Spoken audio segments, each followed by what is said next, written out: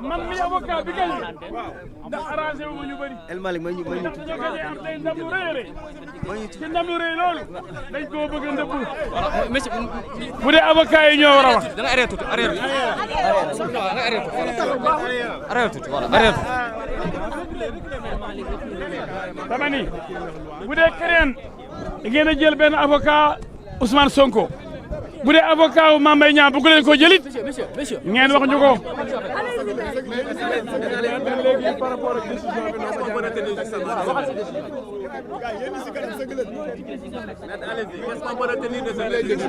waaw dégloo dama ñuy saboté rek ñi tàmm saboté leen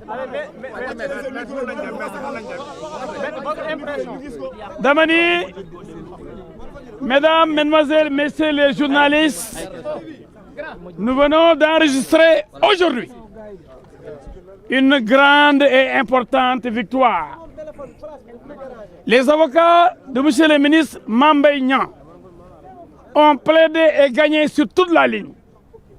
Un seul point, un seul a été retiré de la décision des juges d'appel. C'est quoi? C'est la contrainte par corps. C'est-à-dire qu'on ne pourra pas envoyer en prison Ousmane Sonko s'il ne paye pas les 200 millions. Mais on pourra saisir ses comptes, on pourra saisir ses maisons, saisir ses véhicules et tous ses biens.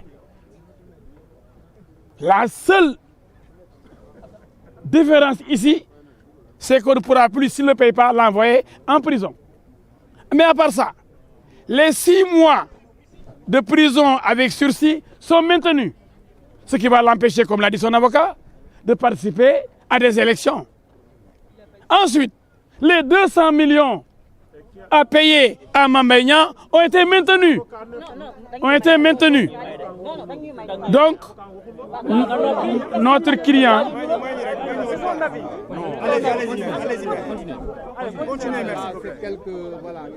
notre client, le sieur Mame Mbaye Niang, doit recevoir de Ousmane Sonko la somme de 200 millions, cela a été confirmé. Ensuite, on a rejeté l'exception d'inconstitutionnalité qui consistait à demander à la Cour suprême de surseoir à statuer en demandant au Conseil constitutionnel de se prononcer. La Cour a rejeté ce moyen et cette requête nouvelle qui consistait à vouloir obtenir le sursis en tant que dilatoire pour empêcher le verdict qui est tombé aujourd'hui. Par conséquent, nous fêtons notre victoire, une très grande victoire sur quelqu'un qui a pris 1820 avocats. Des Comores, d'Espagne, de France, de Sénégal, pensant pouvoir gagner avec le nombre. Nous avons la qualité. Face à la quantité, la qualité a triomphé. Les 5 avocats de Mame Mbaye Niang ont écrasé la trentaine d'avocats de Ousmane Sonko. Maintenant, les gens peuvent raconter n'importe quoi en disant « Oui, c'est le peuple ». Moi, j'ai vu le discours de mon ami là, c'est le discours de résignation. C'est mon ami, c'est mais quand vous le voyez parler aujourd'hui, mais c'est pathétique. C'est pathétique. On s'en remet à Dieu. Le peuple va réagir peut-être. Mais le droit qui est avec nous. Mais nul ne peut se prévaloir de sa propre turpitude. C'est la règle Nemo auditure à la fac de droit. Mais quand quelqu'un refuse de comparaître devant Dame Justice, devant le tribunal, il est sanctionné. Mame Mbaye Niang, il est père, il est mari, époux donc, il est fils, il est responsable politique. Des gens comptent sur lui, on le considère comme un voleur. Quelqu'un qui aurait volé 29 milliards, alors qu'il n'a volé aucun sou. Lui qui l'avait accusé est incapable de donner des preuves. Qu'est-ce qu'il dit? J'ai vu ça sur Internet. Ça, c'est le manque de rigueur de la part d'un homme politique qui a des ambitions dans son pays.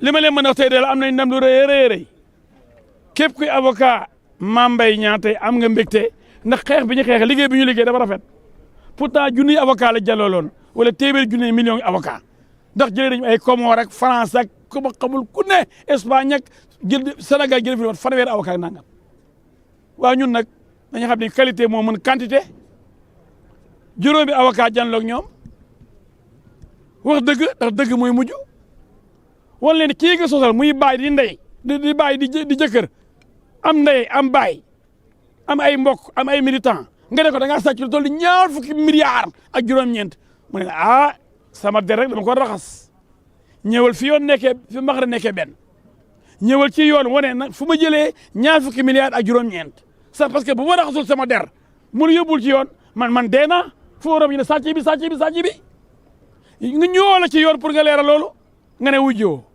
ñëwoo la nga ne doo wujji justice Macky Sall parce que gëmuloo justice ñii wax nga ne man ci internet laa ko gis bu jógee fa nga internet laa ko gis kilifa day wax lu mu xam waaye internet xam xale yi da ci dugg di saaga ka fen di kàcc rek bu dee loolu boo koy déggee bëgg ci yàq deru borom jabar kilifa ministre nga bëgg ko yàq yàqeet te amoo ci benn preuve yoon rëq sa ndigg tey dañoo rëq ndigg Ousmane Sonko dañ ko dumawaat ndax yaakaaroon na ni soit dañuy yóbbu affaire bi conseil constitutionnel ñu ne ko déedéet yow jàngaloo di yoon mayu la loolu di sa waay da ngaa daanu di nag ba ñëw cour suprême soo fee génn élément boobu muy bu bees tax moyen nouveau boobu mu jàll ñu ne ko jógeel fële mu ne léegi bëggatul atte bi ñu dawal ko atte bi dañ ko war a cassé ñu ne ko atte bi jaar na yoon 6 mois jaar na yoon 200 millions yi jaar na yoon lépp témoins yi ñu entendrul jaar na yoon juge bi booy décider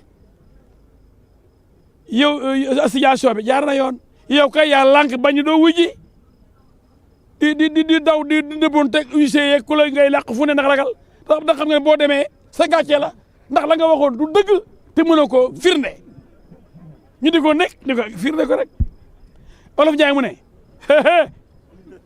ku mos jàkkaarloo xam ne jëw a neex Olof Njaay mu ne ku mos jàkkaarloo xam ne jëw a neex nangul jàkkaarloo Mame Mbaye Niang xam ngeen ne Mame Mbaye Niang mosul tardé audience première instance ak appel yëpp waaye kan moo daw ku jël avance ba pare daw Sonko la bi loolu amee yoon ni ko da ngaa daw yow amoo looy wax di yow yaa yàq deru di ba pare ñu ne la kaay sala sama der kaay mu leer nga daw yaa yàq suma der ne damaa sàcc 29 milliards ma yóbbale ci yoon ñeme woo ñëw ndax yore woo dara lu mun a firnde say wax. ci wàllu contrainte par corps. léegi nag fenn rek la gagné ay avocat mooy contrainte par corps mooy bu fayul ñu yóbbu ko prison juge bi nee na ci diffamation boo fayul du la yóbbu prison mais mën nañ saisir sa kër sa oto say compte bancaire loo am ñu nangu ko prison daal xam nga boo demee loxo jàmbur ñu condamné la ak compte par corps boo fayul dañuy yóbbu prison boo yu mel noonu boo sàccee